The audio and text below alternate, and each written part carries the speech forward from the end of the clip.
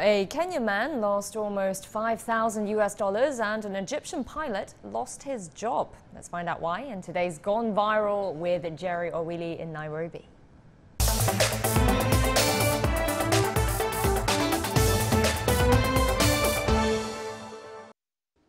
Africa's social media scene has had quite the week. These are some of the trending stories from around the continent.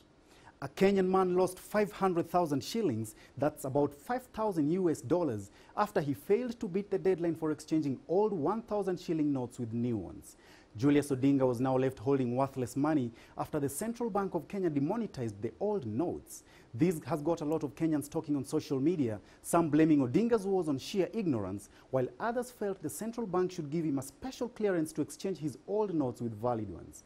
Dennis here does not seem to have any remorse for Odinga, and he says ignorance is costly sometimes. Another user, however, pities him and wants the central bank to save him from his losses. He tells the Central Bank of Kenya, please, give this guy a chance to change his money. Actually, give all Kenyans a grace period to bring any old 1,000 shilling notes they may have. Kathy, on the other hand, seems to have an interesting solution to all this, and she thinks Odinga should keep the money anyway because 40 years from now, it will be worth thousands, if not worth millions. And that's because some people actually do currency collections.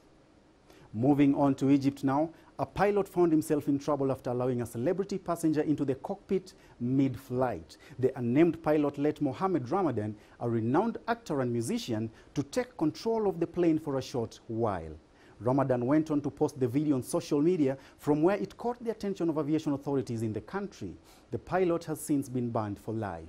Some social media users hailed the punishment, while others disagreed with it. Benson here thinks the punishment was actually justly, and he says, kudos to the Egyptian aviation authorities for upholding high ethical standards. This should be well noted by all other airlines the world over. George, on the other hand, thinks the punishment was a bit harsh, and he says, no harm, no foul. I mean, I get the whole sterile cockpit thing, but it did not look like anyone's safety was jeopardized, even though some people may actually differ with me.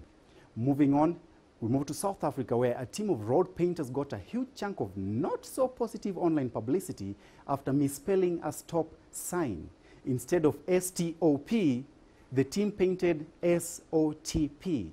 Now, this incident prominently featured on the South African social media scene. So, was this a case of poor spelling abilities or just a casual approach to simple but professional undertaking?